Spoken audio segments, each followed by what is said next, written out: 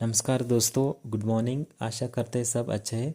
आज का दिन हम डिस्कशन करेंगे 31 अगस्त का मोस्ट इम्पोर्टेंट क्वेश्चंस।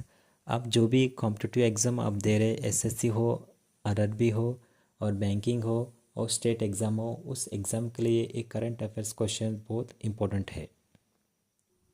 चलिए हम देखेंगे आज का पहला question. Where is the Shanghai Cooperation Organisation SCO 2025 summit held? यानी कि जो एससीओ का जो समिट है ना, वो किस देश में हो रहा है? पहला ऑप्शन है इंडिया, ऑप्शन बी है चीना, ऑप्शन सी है रशिया, ऑप्शन डी है जापान। और इनका करेक्ट आंसर है ऑप्शन बी चीना। यानी कि जो सांघाई कोऑपरेशन ऑर्गेनाइजेशन जो एससीओ समिट है इस बार चीना में हो रहा है। इसलिए हमारा प्राइम मिनिस्टर दो देश के विजिट में गए थे, अब जापान गए थे, उसके बाद अभी इसी मीटिंग अटेंड करने के लिए हमारा पीएम चीना जा रहे हैं। ये समिट कहाँ पे हो रहा है? ये सांघाई कोऑपरेशन ऑर्गेनाइजेशन एसओ ये कहाँ पे हो रहा है? तिनजाइना, ये चीना में है। और थोड़ा एसओ के बारे में हम थोड़ा देखेंगे। It was established in 2001 by the 6 states. यानी कि पहला ये एसओ ऑर्गेनाइजेशन बना था 2001 में। तब तो 6 कंट्री थे, चीना, कजाकिस्तान, किर्गिस्तान, रशिया और तजिकिस्तान और उज्बेकिस्तान। जब ये ऑर्गेनाइजेशन हुआ था, एस्टेब्लिशमेंट हुआ था, तब 6 कंट्री थे।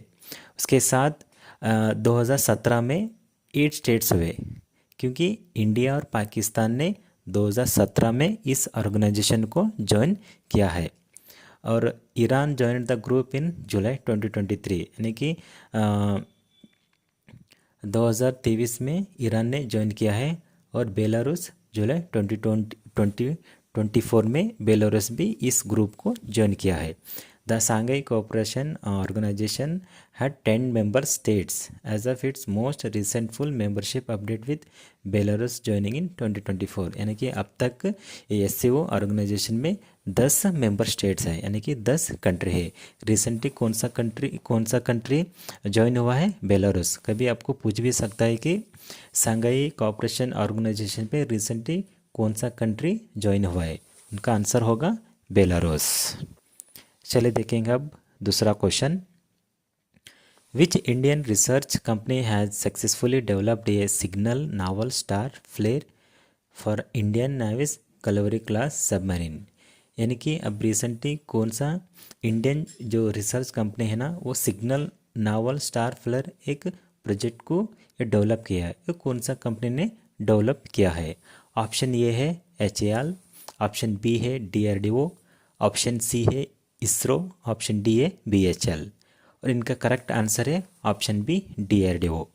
यानी कि DRDO ने एक प्रोजेक्ट सक्सेसफुली डेवलप किया है, उनका नाम है सिग्नल नावल स्टार फ्लेयर।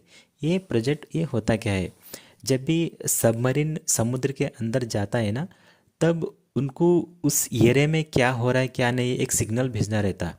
आप यहाँ पे फोटो में देख रहे हो कि एक ऊपर एक, अब हम जो रैकेट खेलते हैं, जो हम छोटा बच्चा रॉकेट खेलते हैं ना, जैसे कि ऊपर जाके वो जो फट जाता है ना, उसी तरह ये भी एक सिग्नल देता है उस एरिया में क्या हो रहा है क्या नहीं। मतलब उस एरिया में खतरा था तो वो रेड ये हो जाएगा, और ग्रीन कोई उस एरिया में कोई फ्री है, कोई मतलब इमरजेंसी कोई भी सिक्योरिटी प्रॉब्लम नहीं है बोलो, तो वो जाके ऊपर जाके ग्रीन लाइट ये ब्लो हो जाता है। ये है मेन इसका प्रोजेक्ट का काम।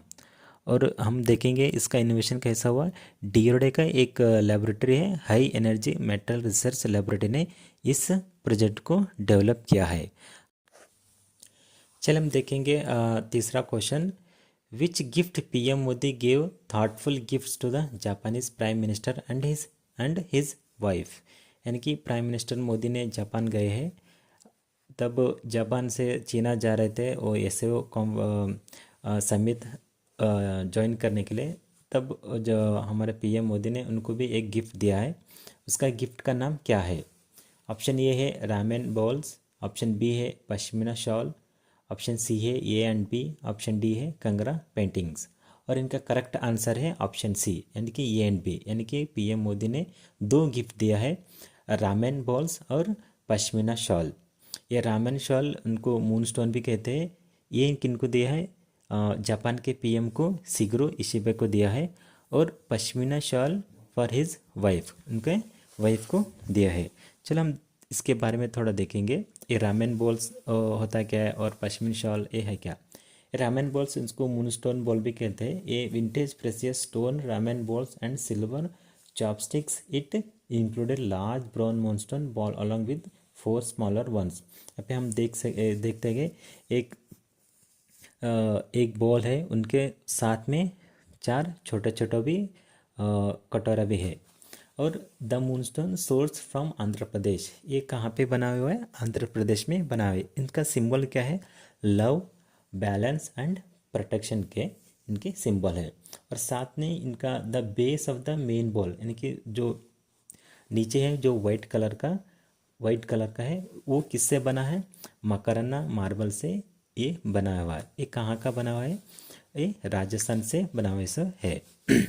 और हम देखेंगे पश्मीना सॉल। ये pashmina shawl made from fine wool of the Changthangi goat in Ladakh. जो चंगतकी गोट है ना, उसके वूल से ये शॉल बनाया है ये। और साथ में ये valued world wide for being light and soft warm. ये फेमस भी पूरा वर्ल्ड वाइड में। ये पूरा लाइट वेट है और सॉफ्ट है और पूरा एकदम वार्म है।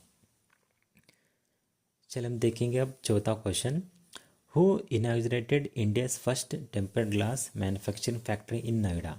यानी कि जो हम मोबाइल में जो यूज़ करते हैं ना, मोबाइल में टेम्पर ग्लास ऊपर का, वो एक फैक्ट्री हमारे इंडिया में बन रहा है। वो उस कंपनी को कौन ने इनॉग्रेटेड किया है? पहला ऑप्शन है अमित शाह, ऑप्शन बी है एस जयशंकर, ऑप्शन सी है राजनाथ सिंह, ऑप्शन डी है अश्विनी वैष्णव। और इनका करेक्ट आंसर है अश्विनी वैष्णव। अश्विनी वैष्णव ने इस टेम्पर्ड ग्लास मैन्युफैक्चरिंग कंपनी को इनॉग्रेटेड किया है। कहाँ पे? नोएडा में। ये वैष्णव हमारा यूनियन मिनिस्टर है। और क्या है? यूनियन मिनिस्टर है, इलेक्ट्रॉनिक्स एंड आईटी मिनिस्टर है ये हमारा इंडिया के। ये टेम्पर ग्लास फैक्ट्री को थोड़ा डिटेल में हम देखेंगे। इस कंपनी को Optimus Infracom in partnership with US material technology major Corning, यानी कि दो कंपनी मिला के इस कंपनी को बना रहे। The plant located in Noida में बना रहे। ये क्या करता है? मोबाइल फ़ोन्स का जो स्क्रीन है ना, टेम्पर ग्लास को ये मैन्युफैक्चर करता है। और साथ में अकॉर्डिंग टू ऑप्टिमस एक कंपनी के मुताबिक साल में ये इनका इन्वेस्टमेंट कितना है? 70 करोड़ है। It will start with an annual install capacity of 2.5 crore units, यानी कि हर साल में 2.5 crore units temper glass manufacture कर सकते हैं। और इससे डायरेक्ट 600 डायरेक्ट जॉब्स भी मिलेंगे। और इन द सेकेंड फेज में 20 करोड़ यूनिट्स पर ईयर का मैन्युफैक्चर हो सकता है। और इनका टोटल इन्वेस्टमेंट है 800 करोड़ इन्वेस्टमेंट इसमें कर रहे हैं। चलिए देखेंगे हम पांचवा question. India and which country on Friday elevated the strategic partnership with adoption of a joint declaration on security cooperation, यानी कि भारत और किस देश के बीच में जॉइंट डिक्लेरेशन सिक्योरिटी कोऑपरेशन के बीच में अग्रीमेंट हुआ है? पहला ऑप्शन है चीना, ऑप्शन बी है जापान, ऑप्शन सी है भूटान, ऑप्शन डी है यूएसए। और इनका करेक्ट आंसर है option B Japan. India and Japan के बीच में ये अग्रीमेंट हुआ है। इसके अग्रीमेंट के दौरान इसमें क्या आता है? Technology, maritime security and counter terrorism while also pledging closer coordination in multilateral platform। चल हम देखेंगे छठा question. Central government urges states to accelerate urban cleanliness drive under which mission, यानी कि सिटी को क्लीन करने के लिए कौन सा मिशन ने रिसेंटली सेंट्रल गवर्नमेंट ने सब स्टेट को क्लीन करने के लिए अर्ज किया है? पहला ऑप्शन है विकसित भारत, ऑप्शन बी है स्वच्छ भारत, ऑप्शन सी है आयुष्मान भारत, ऑप्शन डी है जनधन योजना। हम सबको पता है ऑप्शन बी स्वच्छ भारत, यानी कि स्वच्छ भारत के मिशन से सेंटर ने सब स्टेट को अर्ज किया है। हम थोड़ा ये इस न्यूज़ में इसलिए है कि स्वच्छ भारत, ये न्यूज़ में इसलिए है कि अभी अक्टूबर टू, अभी एक महीना है, लगभग एक महीना है। तो इसके बिफोर ही सेंटर ने सब अर्बन सिटी को बोला है कि थोड़ा नीटनेस मेंटेन करो। अभी ये न्यूज़ में है। हम देखेंगे कब एस्टेब्लिश हुआ था। ये एस्टेब्लिश हुआ था गवर्नमेंट ऑफ इंडिया ऑन 2 अक्टूबर 2014 में। ये स्वच्छ भारत 2014 में अक्टूबर 2 को ये एस्टेब्लिश हुआ था, ये मिशन। चलिए हम देखेंगे 7वां question. India and Japan set a target of how many personnel exchange in 5 years. यानी कि जापान और इंडिया के बीच में कितने लोगों की पर्सनल एक्सचेंज हुआ है।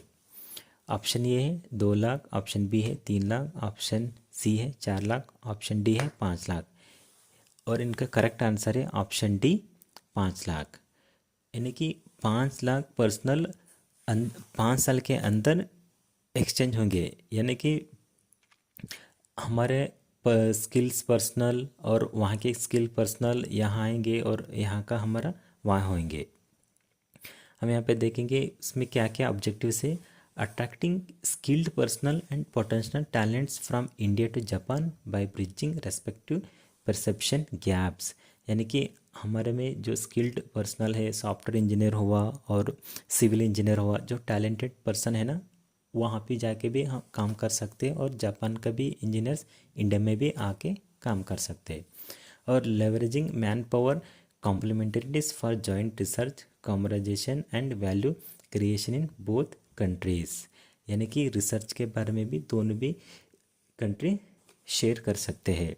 और promoting Japanese language education in India as well as bidirectional cultural educational and grass root exchanges in investment for the future. यानी कि जापान का भी लैंग्वेज इंडिया में भी पढ़ाया जा सकता है और इंडिया के भी लैंग्वेज जापान में भी पढ़ाया जा सकता है, जहाँ जहाँ पे नीड है।